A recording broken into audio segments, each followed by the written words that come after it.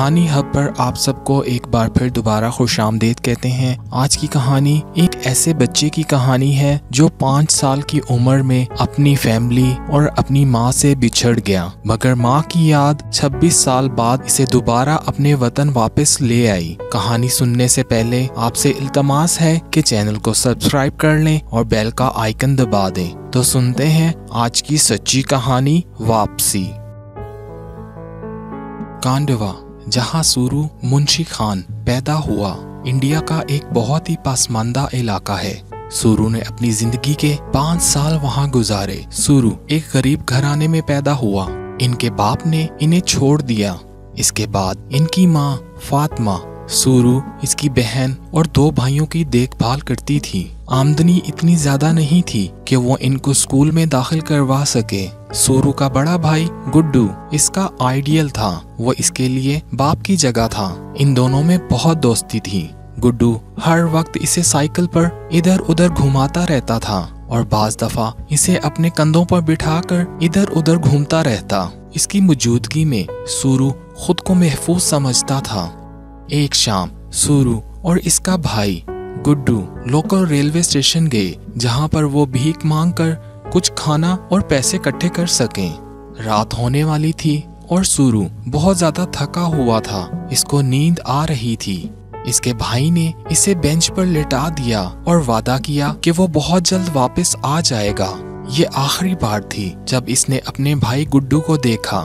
جب سورو کی آنکھ کھلی تو وہ اپنے آپ کو اکیلا پا کر بہت گھبرا گیا۔ وہ اپنے بھائی کو ڈھونڈتے ہوئے پاس کھڑی ٹرین میں چڑھ گیا۔ وہ سوچ رہا تھا کہ گڈو اسی ٹرین میں ہوگا، مگر وہ وہاں نہیں تھا۔ سورو بہت پریشان ہوا۔ اسے معلوم نہیں تھا کہ ٹرین اس کو 2000 میل دور کولکتہ لے جا رہی ہے۔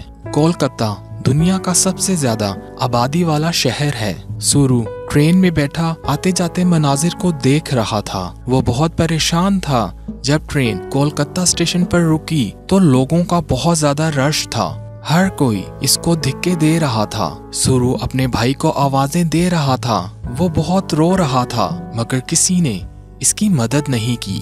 شہر کی دھول مٹی نے اس کے کپڑے اور جسم کو بہت گندا کر دیا تھا۔ وہ دریا پر نہانے گیا، ڈوبنے کے قریب ہی تھا۔ ایک آدمی نے اس کو بچا لیا۔ جب تک وہ وہاں رہا، سڑک اور گلیوں میں سوتا تھا۔ ایک دن وہ ریسٹورنٹ کے باہر کھڑا تھا اور ریسٹورنٹ میں ایک آدمی کھانا کھا رہا تھا۔ سورو کو بہت بھوک لگی ہوئی تھی۔ وہ جیسے جیسے نوالے بنا کر کھا رہا تھا، سورو اسے دیکھتے ہوئے خیالی طور پر کھانا کھا رہا تھا۔ جب اس آدمی نے اسے ایسے کرتے ہوئے دیکھا تو اپنا بچا ہوا کھانا لا کر سورو کو دے دیا۔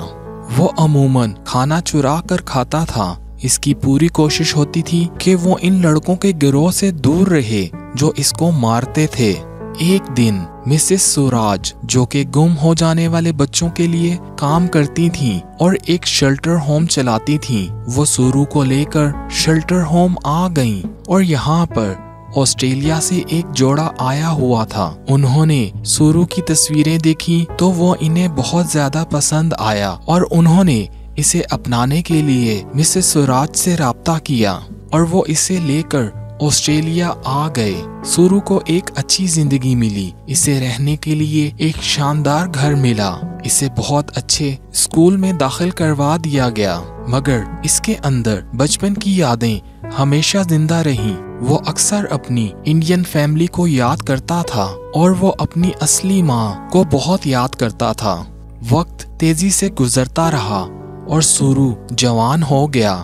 وہ اپنی انڈین فیملی کو ملنے اور اپنی ماں کو دیکھنے کی خواہش روز بروز زور پکڑتی رہی۔ اس کے دوستوں نے اسے مشورہ دیا کہ گوگل ارتھ کے ذریعے وہ اپنا گھر ڈھونڈنے کی کوشش کرے۔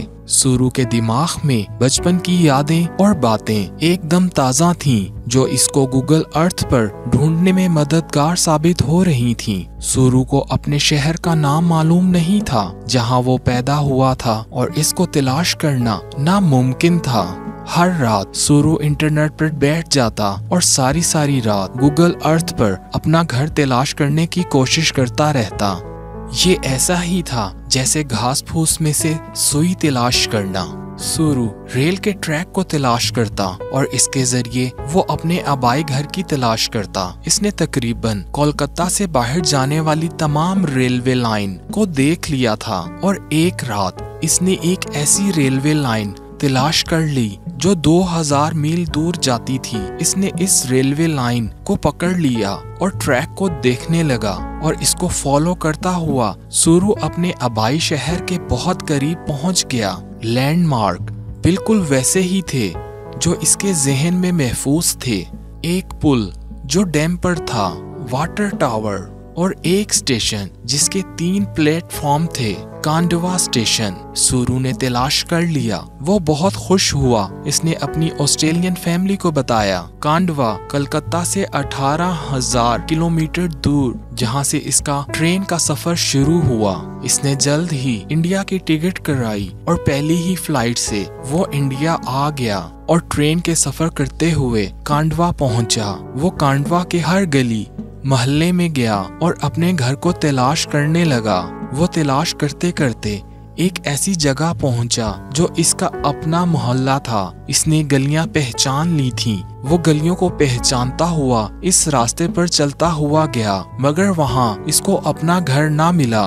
वहां पर एक नए घर की तामीर हो रही थी। वो अपना घर ना पाकर बहुत परेशान हुआ और सोचने लगा, हो सकता है इसके बहन भाई और इसकी माँ मर चुके हों या वो यहाँ से कहीं और दूर चले गए हों। वो अपने बचपन की तस्वीर साथ लिए हुए था। जब इसने एक आदमी को अपनी तस्वीर दिखाई तो इसने सूरू को पहचान लिया और इसने कहा, मेरे साथ चलो, मैं तुम्हें तुम्हारी माँ के पास लेकर चलता हूँ। और थोड़ी ही दूर जाने के बाद 26 साल पहले गुम हो जाने वाला बच्चा अपनी माँ को वापस मिल गया।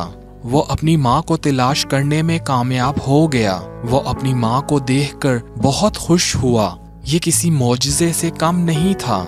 वो अपनी माँ के गले लगकर रोने लगा। इसकी माँ बहुत हैरान हुई और इसे गले लगाकर रोने लगी। इसे अपने माँ की बाहों में आकर एक अजीब सा सुकून महसूस हुआ। इसकी माँ को पता था कि वो एक दिन जरूर वापस आएगा। इसके भाई और बहन अपनी माँ से कहते थे कि वो ये जगह छोड़ दे, मगर सूरू की माँ कहती थी कि इसे यकीन है कि वो इसे तलाश करता हुआ एक दिन यहाँ जरूर आएगा, इसलिए वो इस जगह को नहीं छोड़ सकती। जिस दिन सूरू गुम हुआ, इसी दिन इसका बड़ा भाई गुड्डू ट्रेन के हादसे में मर गया और एक ही दिन माँ ने अपने दोनों बेटों को खो दिया। मगर इसे यकीन था कि इसका छोटा बेटा एक दिन जरूर इसके पास लौट आएगा। सूरू अपने भाई गुड्डू से बहुत मोहब्बत करता था। जब इसे मालूम हुआ कि वो अब इस दुनिया में नहीं, तो वो इसके लिए बहुत अफसुर्दा हुआ। कहानी सुनने का बहुत बहुत शुक्रिया। हमारी कोशिश होती है आजकल की इस मसरूफ जिंदगी में जिनके पास किताबें और नावल पढ़ने का टाइम नहीं है और वो फिर भी कहानियां सुनने और हिस्ट्री के बारे में इंफॉर्मेशन लेना चाहते हैं, तो ये चैनल आपके लिए है। अभी चैनल को सब्सक्राइब करें और बेल का आइकन दबा दें। अपना बहुत सा ख्याल रखें और हमें अपनी दुआ में याद रखें। दोबारा मिलेंगे एक बिल्कुल नई और मुनफरिद कहानी के साथ।